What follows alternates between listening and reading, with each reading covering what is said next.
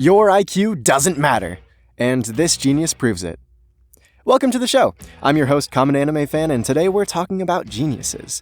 And if you're anything like me, you've probably gone through life seeing and hearing about amazing people. Child prodigies, genius scientists, teens who run professional businesses, and honestly, it's hard not to feel like you don't measure up, or that you'll never be able to compete with these incredible people.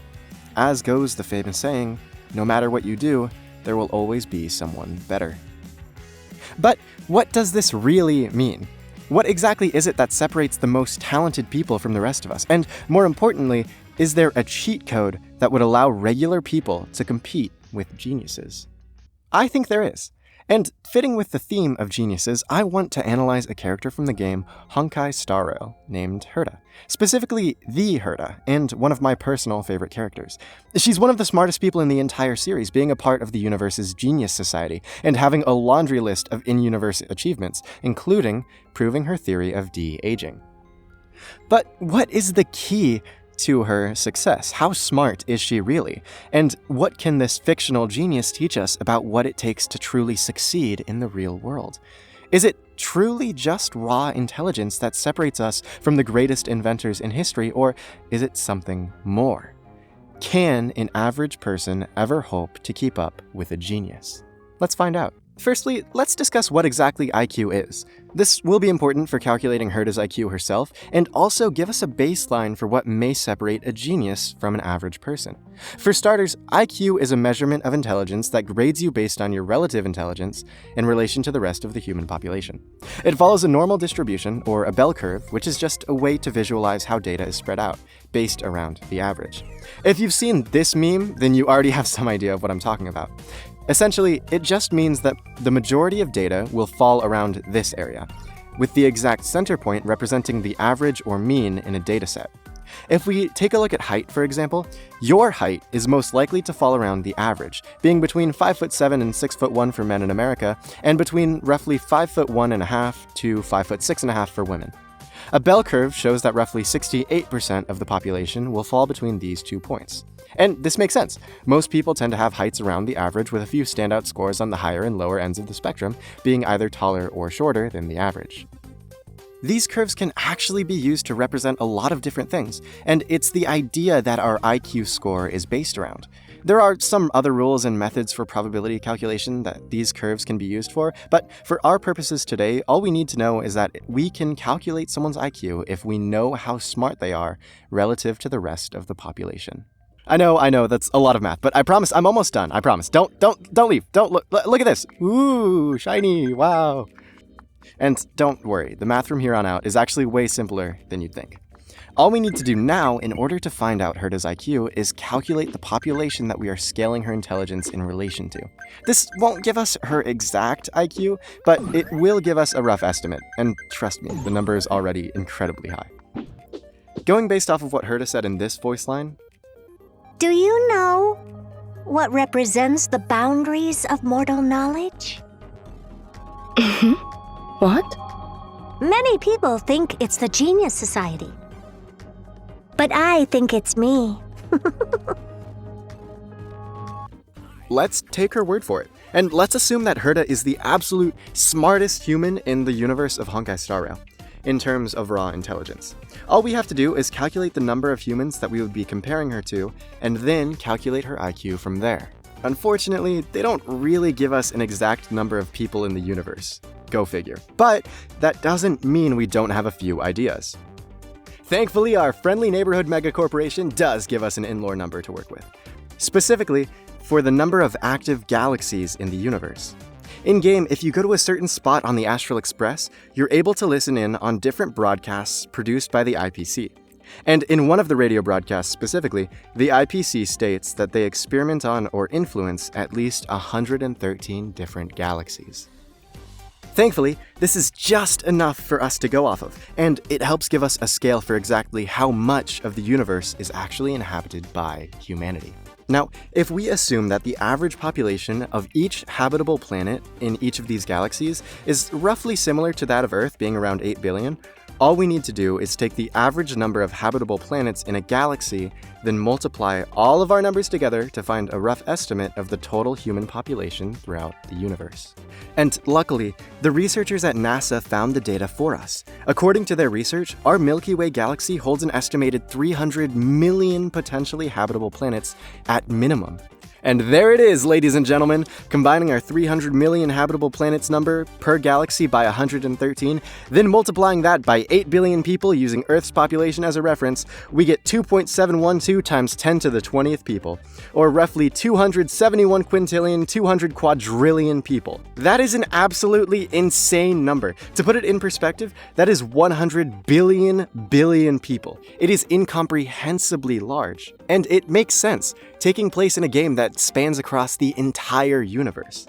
But tying this back to our question of IQ, someone with an IQ greater than this number of people would have an IQ of at least 239, which is far, far smarter than anyone in human history, with there being only around 120 billion people to have ever existed.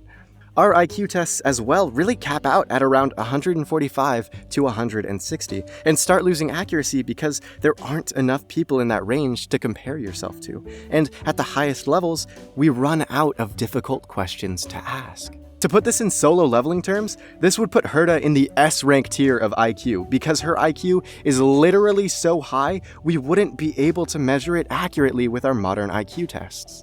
This IQ means that she would easily be able to learn advanced physics and math even at a young age, and furthermore, learn these concepts even faster than some of humanity's best geniuses. Michael Kearney, for example, is one of the most well-known child prodigies ever. He graduated with a bachelor's degree at just 10 years old and received his master's degree at just 14. While they never took a formal IQ test, some estimates put him at having around 200 IQ. And while 239 IQ might not sound a lot higher than 200, because IQ scales exponentially in both intelligence and rarity, 239 IQ is a billion times rarer than 200, which itself is already incredibly rare.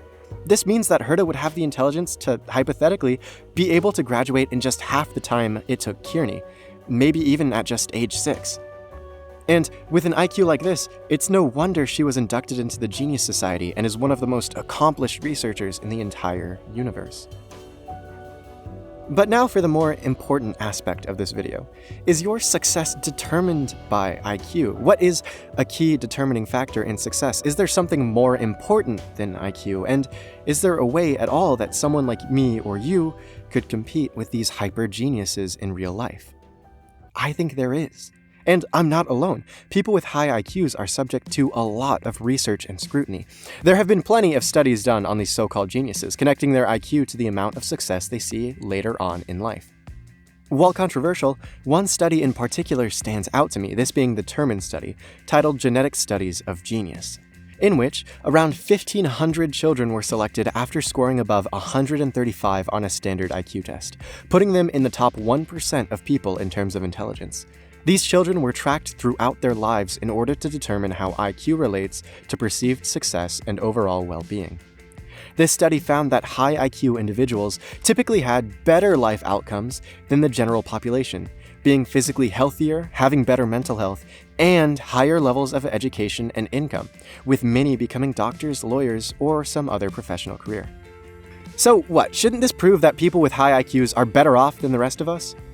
Not exactly. You see, what I failed to mention was that 2 of the students rejected by the study because they were deemed not smart enough went on to not only become famous researchers, but to actually win a Nobel Prize in both of their respective fields, which many people consider to be the height of scientific achievement, while none of the so-called genius students in the study went on to achieve the same. That's right, 2 people who went on to become some of the most brilliant minds and most respected researchers in their fields were overlooked by a study basing someone's value solely on their IQ. And many modern studies echo the same sentiment, that for the most part, IQ isn't the end-all be-all. Grit or determination and long-term focus is much more important than raw IQ scores. Having a high IQ is great, and yes, it may make it easier for you to acquire knowledge on average, but that doesn't mean anything if you don't put in the effort to apply your knowledge and put it towards something meaningful. Nobel Prize winner Richard Feynman is a famous example of this. Feynman went on to produce foundational research on quantum electrodynamics, most known for the Feynman diagrams, which depicted how particles interacted with each other. And before this, quantum physicists had to use lengthy, abstract equations even for simple reactions. Feynman's diagrams simplified and streamlined the process, and it's a tool that's still used today. And what was his reported IQ? Just 125, only slightly above average. It wasn't that he had an innate gift that allowed him to create his theory. He spent over a decade immersing himself in the science, building a deeper knowledge than anyone else. It was his knowledge, dedication, creativity, and most importantly, his willingness to ask questions that others deemed foolish that allowed him to produce world-class research. We can see this in the game with Herta as well. She isn't a genius solely because of her IQ. Her intelligence comes from the fact that she never stops asking questions, and she never stops pursuing the answers to those questions. She truly loves the pursuit of knowledge, and that, ladies and gentlemen, is the key to being successful. Pursuing what you love.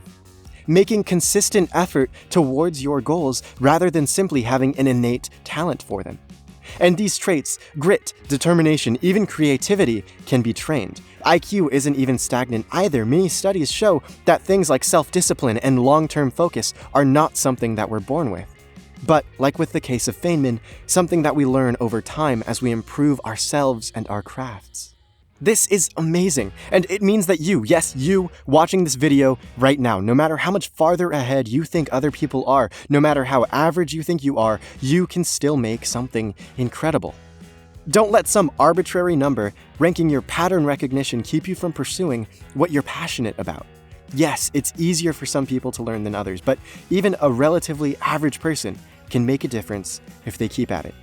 Keep asking questions and keep pursuing the truth. Talent can be outpaced as long as you keep going. And that's not a theory. But hey, my goal is to hit 1,000 subscribers, so why not hit that button and get in early? It would really mean the world to me. And hey, if you liked this episode, why not go check out my video on the psychological benefits of delusion? It turns out that the principles of Freeman's magic system may actually be useful in real life. It's a quick watch, and I'm really proud of how it came out. Either way, thanks for being here. I hope you have an awesome day, and I hope to see you again real soon. Thanks for watching.